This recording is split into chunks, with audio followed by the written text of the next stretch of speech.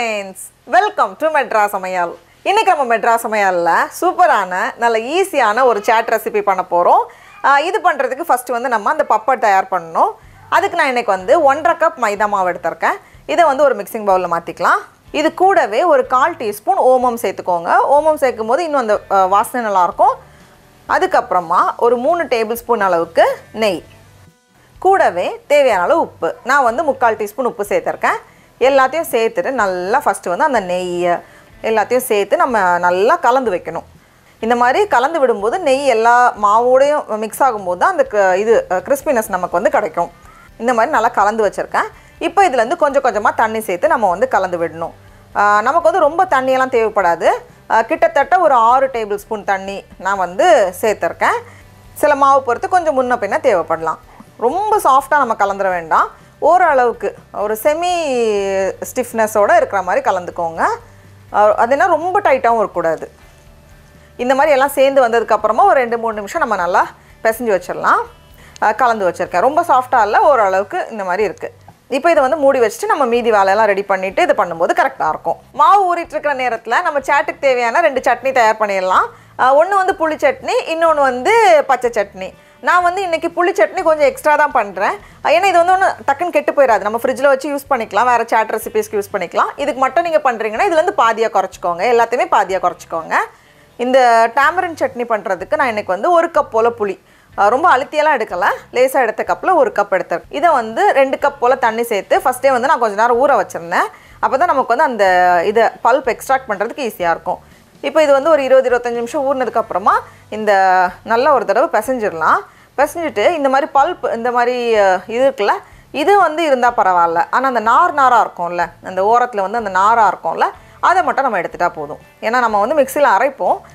தண்ணி வந்து எக்ஸ்ட்ரா வேணும்னா நம்ம இந்த ஸ்டேஜ்லேயே சேர்த்து அட்ஜஸ்ட் பண்ணிக்கலாம். இது கூடவே 6 டேட்ஸ், பேரிச்சம்பழம் 6 எடுத்திருக்கேன். அதை வந்து 4 பீஸாக கட் பண்ணி வச்சுருக்கேன். கூடவே 1/2 கப் வெல்லம். டேட்ஸும் வெல்லமும் சேர்ந்து வரும்போது நல்லாயிருக்கும். அதுக்கப்புறமா 1 டீஸ்பூன் மிளகாய்த்தூள். கடைசியாக தேவையான அளவு உப்பு. எல்லாத்தையும் சேர்த்துட்டு இது வந்து ஒரு 5 நிமிஷம் போல் வேகட்டும். இப்போ பார்த்தோம் அப்படின்னா எல்லாமே சேர்ந்து நல்லா வெந்து வந்திருக்கு. இந்த ஸ்டேஜில் நம்ம ஸ்டவ்வை ஆஃப் பண்ணிவிட்டு இது ஆறுனதுக்கப்புறமா ஒரு மிக்ஸி ஜாரில் மாற்றிட்டு நல்லா அரைச்சி இந்த மாதிரி எடுத்துகிட்டு வந்திருக்கேன். அடுத்தது நம்ம வந்து பச்சை சட்னி பண்ண போகிறோம். அதுக்கு நான் இன்றைக்கி வந்து ஒரு கை நிறைய ஒரு கொத்து புதினா இலை எடுத்திருக்கேன். கூடவே ஒரு கை நிறைய மல்லி இலை, அதையும் இந்த மாதிரி அலசிட்டு மிக்ஸி ஜாரில் மாற்றிருக்கேன். அதுக்கப்புறமா ஒரு சின்ன துண்டு இஞ்சி, அதையும் கொஞ்சம் சின்ன சின்ன பீஸாக கட் பண்ணியிருக்கேன். 2 பச்சை மிளகாய், பாதி எலுமிச்சை பழத்தோட சாறு, தேவையான அளவு உப்பு, கடைசியாக கொஞ்சம் தண்ணி எல்லாத்தையும் சேர்த்துட்டு இதையும் அரைச்சி இந்த மாதிரி எடுத்துகிட்டு வந்திருக்கேன். அதுக்கப்புறமா நமக்கு வந்து தயிர் வேணும். நான் இன்றைக்கி வந்து 1.5 கப் போல் தயிர் எடுத்திருக்கேன். அது கூட வந்து 1 டேபிள் ஸ்பூன் அளவுக்கு சர்க்கரை, கடைசியாக கொஞ்சமாக உப்பு.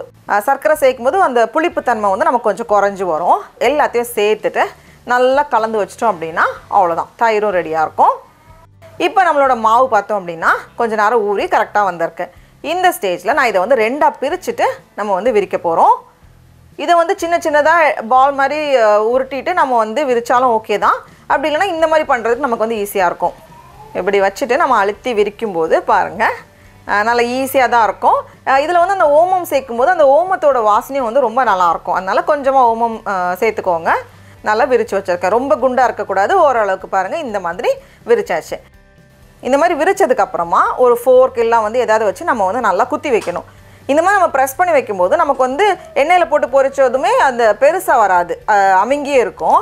அதனால தான் இந்த மாதிரி ப்ரெஸ் பண்ணி வைக்கிறோம். இல்லை வந்து பூரி மாதிரி டக்குன்னு இதாக இருக்கக்கூடாதுல்ல, அதுக்காக தான் நம்ம வந்து ஒரு ஃபோர்க்கோ இல்லை ஏதாவது ஒரு குச்சி வச்சு நம்ம வந்து ஓட்டை போட்டு வைக்கும்போது நமக்கு அந்த மாதிரி வராது. இப்போ வந்து நம்ம ரவுண்டாக நம்ம இதை கட் பண்ணணும். நான் வந்து இந்த மாதிரி ஒரு இது வச்சுருக்கேன். இதை வச்சுட்டு நம்ம அழுத்திட்டோம்னாலே நமக்கு வந்து ரவுண்டாக வந்துடும். இப்போ இந்த ஓரத்தில் இருக்கிறத மறுபடியும் நம்ம வந்து பிசைஞ்சிட்டு விரிக்கிறதுனாலும் பண்ணலாம். ஆனால் வந்து அப்படி பண்ணுறதுக்கு வந்து இன்னும் கொஞ்சம் கூட டைம் ஆகும், கொஞ்சம் வேலையும் எக்ஸ்ட்ரா தான். எப்படி நம்ம வீட்டில் இருக்கிறவங்க நம்ம தான் சாப்பிட போகிறோம், அதனால ரவுண்டாக இருக்கணும்னு தான் அவசியம் இல்லை. சின்ன சின்ன ஷேப் வந்து வேறு மாதிரி இருந்தாலும் பரவாயில்ல, டேஸ்ட் வந்து அதே தான் இருக்க போது, ஷேப் தான் கொஞ்சம் வித்தியாசமாக இருக்கும்.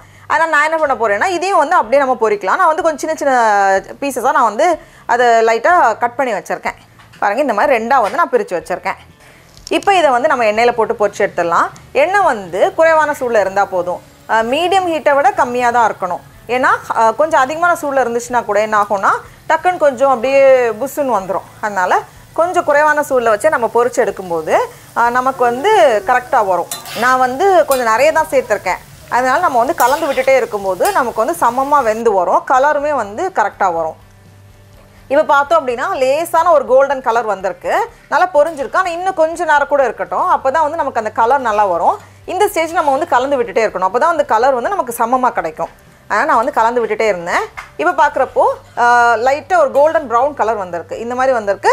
எண்ணெயும் வந்து அந்த பபுள்ஸும் நல்லா அடங்கியிருக்கு, நல்லா கிறிஸ்பியாக வந்திருக்கு. இப்போ இந்த ஸ்டேஜில் நம்ம எண்ணெயை ஃபுல்லாக வடிகட்டிட்டு இதை எடுத்து நம்ம வெளியே வச்சிடலாம். அவ்வளோதான், ரொம்ப ரொம்ப ஈஸியாக நம்ம பண்ணிடலாம். அதே மாதிரி நம்ம அந்த ஓரங்கள்லேருந்து கட் பண்ணோம்ல, அதையும் வந்து நம்ம பொரிச்சு எடுத்துட்டோம் அப்படின்னா நம்ம க்ரஷ் பண்ணி மேலே தூவிக்கலாம், இல்லை வந்து சும்மா சாப்பிட்றதுக்கே நல்லா தான் இருக்கும். அதனால் நான் இந்த மாதிரி இதையும் லேசாக ஒரு கோல்டன் ப்ரௌன் கலர் வந்ததும் இதையும் எடுத்து நம்ம வெளியே வச்சிட்டோம் அப்படின்னா அவ்வளோதான்.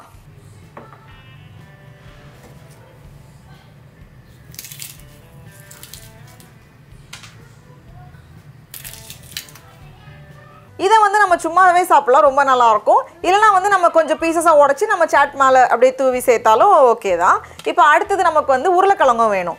நான் வந்து ஒரு பெரிய சைஸ் உருளைக்கிழங்கு இந்த மாதிரி வேக வச்சு எடுத்திருக்கேன். கட் பண்ணியோ இல்லை வந்து கொஞ்சம் அப்படியே க்ரம்பிள் பண்ணியோ வச்சுக்கோங்க. இப்போ நம்மளோட பிளேட் அசம்பிள் பண்ணிடலாம். நம்ம ரெடியாக வச்சுக்கக்கூடிய தயிர்லேருந்து கொஞ்சமாக ஒரு 2-3 கரண்டி எடுத்து கீழே அந்த பிளேட்டில் கீழே வந்து அப்படியே ஸ்ப்ரெட் பண்ணிக்கோங்க. அதுக்கப்புறமா மேலே வந்து சாட் மசாலா இந்த மாதிரி ஓரளவுக்கு சேர்த்ததுக்கப்புறமா இதை சுற்றி நம்மளோட பப்பட் அடுக்கி வச்சிட போகிறோம். இப்படி வச்சதுக்கப்புறமா இது மேலே வந்து இன்னும் கொஞ்சம் தயிர், நம்ம இந்த லேயர்ஸ்லாம் நம்மளோட விருப்பத்துக்கு ஏற்ற மாதிரி நம்ம வந்து பண்ணிக்க வேண்டியது தான். நான் வந்து கொஞ்சம் தயிர் தாராளமாக சேர்த்துருக்கேன். அதுக்கப்புறமா உருளைக்கிழங்கு நம்ம வேக வச்சு ரெடியாக வச்சுருக்கக்கூடிய உருளைக்கிழங்கு, அதுக்கப்புறமா நம்ம வச்சுருக்கக்கூடிய சட்னி. ஃபஸ்ட்டு வந்து புளி சட்னி, அது கூடவே வந்து பச்சை சட்னி, புதினா கொத்தமல்லி சேர்த்த சட்னி. சட்னி சேர்த்ததுக்கப்புறமா இதில் வந்து கொஞ்சம் நறுக்கின வெங்காயம், கொஞ்சம் தக்காளி, கொஞ்சம் கொத்தமல்லி இலைகள், கடைசியாக இதில் வந்து கொஞ்சம் ஓமப்பொடி, அந்த மெல்லிசான சேவ் இருக்கும்ல அது, மறுபடியும் கொஞ்சம் சாட் மசாலா மேலே சேர்த்துட்டோம் அப்படின்னா அவ்வளோதான், நம்மளோட சூப்பரான தயிர் போட்ட பப்டி சாட் ரெடி. இதுதான் பண்ணணும்னு கிடையாது, சில நேரம் வந்து இதில் கொண்டக்கடலை வேக வச்சு நம்ம சேர்த்துக்கலாம். அது மாதிரி நமக்கு எது வேணுமோ நம்ம வந்து சேர்த்துக்கலாம். சடா, அவ்வளோதான், நம்மளோட சூப்பரான பப்டி சாட் ரெடியாக இருக்குது. இது மேலெல்லாம் நம்ம ரோட் சைட்லலாம் சாப்பிடும்போது கொஞ்சம் மாதுளப்பழம் தூவி தருவாங்க. எனக்கு இங்கே கிடைக்கல ஃப்ரெஷ்ஷாக, அதனால் நான் வந்து அது சேர்க்கலை. அது இருந்துச்சுன்னா கண்டிப்பாக அது மேலே சேர்த்துக்கோங்க. இப்போ நம்ம டேஸ்ட் பண்ணி பார்க்கலாமா?